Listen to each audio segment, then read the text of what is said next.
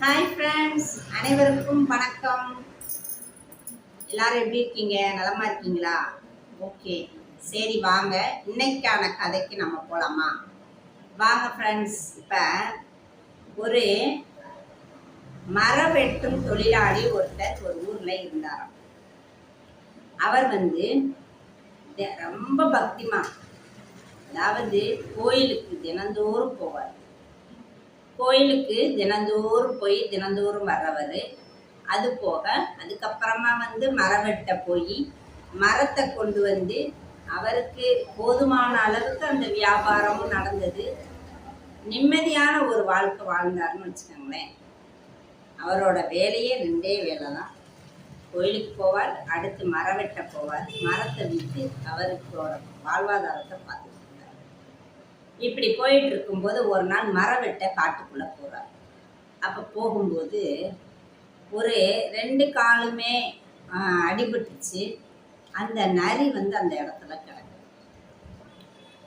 கால் அடிபட்டு 2 காலுமே அதால் நடக்க முடியாது. அப்படி இருக்கும்போது அந்த நரி அங்கனக்குள்ளே கிடக்கு.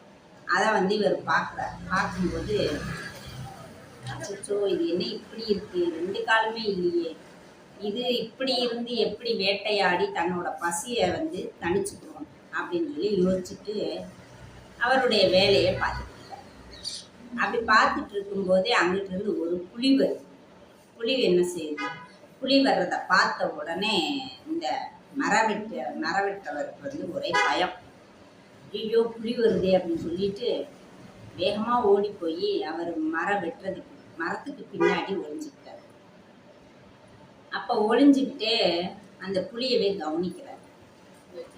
பார்த்தா அது என்ன, வரும்போதே ஒரு மானை அடித்து இழுத்துட்டு வருது. அடித்து இழுத்துட்டு அந்த இடத்துல போட்டு அது சாப்பிட்றது. அப்போ அந்த மானை ஃபுல்லாக சாப்பிட்டுட்டு கொஞ்சமாக அந்த இடத்துலையே போட்டுட்டு அப்படியே அது போயிடுது. இதை இவர் பார்த்துட்டே இருக்கார்.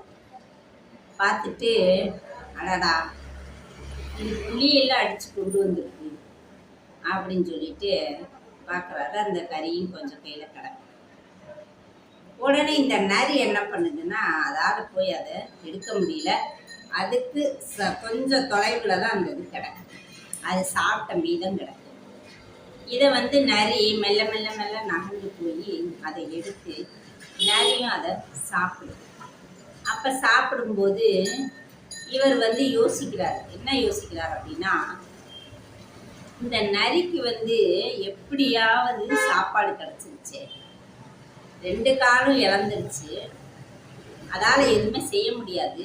ஆனாலும் அதுக்கு இறைவன் எப்படி ஒரு உணவு கொடுக்குறாரு அப்படின்னு சொல்லி இந்த இவர் மரவெட்டி அதை யோசிக்கிறார். இப்படி யோசிச்சுட்டு இருக்கும்போது அந்த வேலையவும் முடிச்சுட்டு வீட்டுக்கு போய் அவர் யோசிக்கிறார். என்ன யோசிக்கிறார்னா, காலில்லாத நரிக்கே கடவுள் உணவு கொடுக்கும்போது நமக்கு கொடுக்க மாட்டாரா? நம்ம எதுக்காக வெயில்லையும் மழையிலையும் வேர்வை சிந்தி கஷ்டப்பட்டு நம்ம மரம் வெட்டி உழைக்கணும்? நம்மளும் ஒரு இடத்துல இருப்போம். நமக்கும் கடவுள் உணவு கண்டிப்பாக கொடுப்பாரு. அவர் தான் நம்மளை படைச்சாரு. அதனால நமக்கு உணவு கிடைக்கும். அதை விட்டுட்டு நம்மே கஷ்டப்படணும். அது போக நம்ம ரொம்ப பக்திமான் வேற. அப்படி இருக்கும்போது கடவுள் நம்மளுக்கு செய்வாருன்னு சொல்லி இவர் முடிவு பண்ணிட்டார். முடிவு பண்ணிட்டு சும்மா இருக்க ஆரம்பிச்சிட்டார். வீட்லேயே சும்மாவே இருக்கார். அவருக்கு எதுவும் கிடைக்கிறதா இல்லை. என்ன பண்ணிட்டாரு? கோயிலுக்கு போக ஆரம்பிச்சிட்டாரு. சரி, நம்ம போயிட்டு, அவர் பழக்கம் தானே அது, கோயிலுக்கு போவார், வேலைக்கு போவார், இதுதான் அவருடைய பழக்கம். அப்போ கோயிலுக்கு போயிட்டு கோயில்லையே உட்கார ஆரம்பிச்சிட்டார். அங்கே உள்ள தூண்களில் ஒரு தூணில் சாஞ்சு அப்படியே உட்காந்துட்டார். சரி, கடவுள் நமக்கு உணவு கொடுப்பாரு இப்படின்னு சொல்லி உட்கார ஆரம்பிச்சிட்டார். நாட்களும் போயிடுச்சு. அப்போ நாட்கள் அதிகமாகிடுச்சு. இவருக்கு உணவு கிடைச்ச பாடில்லை. உடனே என்ன பண்ணிட்டாரு? அப்படியே யோசனை பண்ணிக்கிட்டே இருக்கார், நம்ம கிடைக்கும் அப்படின்ட்டு. அப்புறமா பார்த்தா அவர் சாப்பாடு இல்லாமல் ரொம்ப மெலிஞ்சு அப்படியே எலும்பெல்லாம் தெரிய ஆரம்பிச்சிச்சு. உடம்பு. அந்த அளவுக்கு அவர் வந்து ரொம்ப இதாகிட்டார், முடியாமல் ஆயிட்டார். உடனே நைட்டு எல்லாரும் கோயிலில் இருக்கிறவங்க எல்லாரும் வெளியில் போயிட்டாங்க. இவர் ரொம்ப தோய்ஞ்சு அப்படியே ஒரு மாதிரி தோளாக இருப்பாங்கன்னு சொல்லுவாங்கள்ல, அந்த மாதிரி ஆயிட்டார். அப்போ எல்லாரும் போனதுக்கப்புறம் கடவுள்கிட்ட கேட்குறார், கடவுளே நீங்கள் வந்து அந்த காட்டில் நான் பார்த்த நரிக்கு 2 காலுமே இல்லை, அதுக்கே நீங்கள் உணவு கொடுத்தீங்களே. நான் வந்து மனிதர், எனக்கு வந்து உணவு இருந்தால் தான் நான் உயிர் வாழ முடியும். அதுவும் போக உங்களுடைய பக்தன், கடவுள் பக்தியும் அதிகமாக இருக்கிறவன். அப்போ எனக்கு நீங்கள் உணவு கொடுக்க மாட்டீங்களா? ஏன் இத்தனை நாளாக எனக்கு வந்து உணவு கொடுக்காம நான் இந்த அளவுக்கு மெலிந்த நிலைமைக்கு நான் வந்துட்டேன்? இதை நீங்கள் கண்ணை திறந்து பார்க்க மாட்டீங்களா?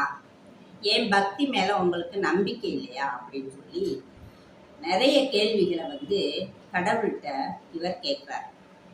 அப்போ சற்று நேரம் கழித்து கடவுள் கண்ணை திறக்கிறார். கண்ணை திறந்துட்டு, அட முட்டாளே அப்படின்னு கூப்பிடுறார். உடனே பார்க்குறார், கடவுளே அட முட்டாளே, நீ வந்து கால் இல்லாத அந்த நரியை பார்க்குற, அதை பார்க்கக்கூடாது. அதுக்கு உணவு கொடுத்தா அந்த புலி மாதிரி நீ இருக்கணும் அப்படின்னு சொல்ற. நான் உணவு கொடுத்து நீ சாப்பிட்டு இருக்கணும், அந்த நரி மாதிரி நீ நினைச்ச. அப்படி இருக்கக்கூடாது. அந்த நரிக்கு உணவு கொடுத்த புலி மாதிரி தான் நீ இருக்கணும் அப்படின்னு சொல்ற. உடனே சொல்லிட்டு கடவுளும் மறந்துடுறார். மக்களே, கதை புரிஞ்சுச்சா? இந்த கதை வந்து நமக்கு எதை உணர்த்துது அப்படின்னா, அதாவது நம்மளால வந்து வேலை பார்க்க முடியும், நம்ம உடம்பு அதுக்கேற்ற மாதிரி இருக்கு. அப்படி இருக்கும்போது நம்ம வந்து நம்மளை விட உழைக்க முடியாதவங்களுக்கு நம்ம உதவி பண்ணணும். அதை தான் கடவுள். நீ வந்து நல்லா தான் இருக்க, நிறைய பார்க்காத, புளியை பாரு. புளி என்ன பண்ணுது? உதவி தான் பண்ணுது. அந்த புளி மாதிரி தான் நம்ம இருக்கணும். ஓகே ஃப்ரெண்ட்ஸ், நம்மளால முடிஞ்சளவு இயலாமையா இருக்கிறவங்களுக்கு நம்ம வந்து உதவி பண்ணணும். அதை தான் கடவுள் சொல்றார். கதை பிடிச்சிச்சா? புரிஞ்சிச்சா? கதை புரியலைனாலுமே எனக்கு கமெண்ட்ல கேளுங்க, நான் விளக்கமாக சொல்கிறேன். இந்த கதையோட கருத்து அதுதான். நம்ம நல்லா இருந்தோம் அப்படின்னா நம்மளை விட முடியாதவர்களுக்கு நம்ம கண்டிப்பாக உதவணுன்றது தான் இந்த கதையோட கருத்து. சரி ஃப்ரெண்ட்ஸ், நம்ம இன்னொரு கதையில் மீண்டும் உங்களை சந்திக்கும் வரை உங்களிடமிருந்து விடைபெறுவது உங்கள் மலரக்கா. என் கதை பிடிச்சிருந்தால் லைக் பண்ணுங்க, சப்ஸ்கிரைப் பண்ணுங்க, உங்கள் மலரக்காவுக்கு சப்போர்ட் பண்ணுங்க. அடுத்த கதையில் சந்திப்போமா? பாய்.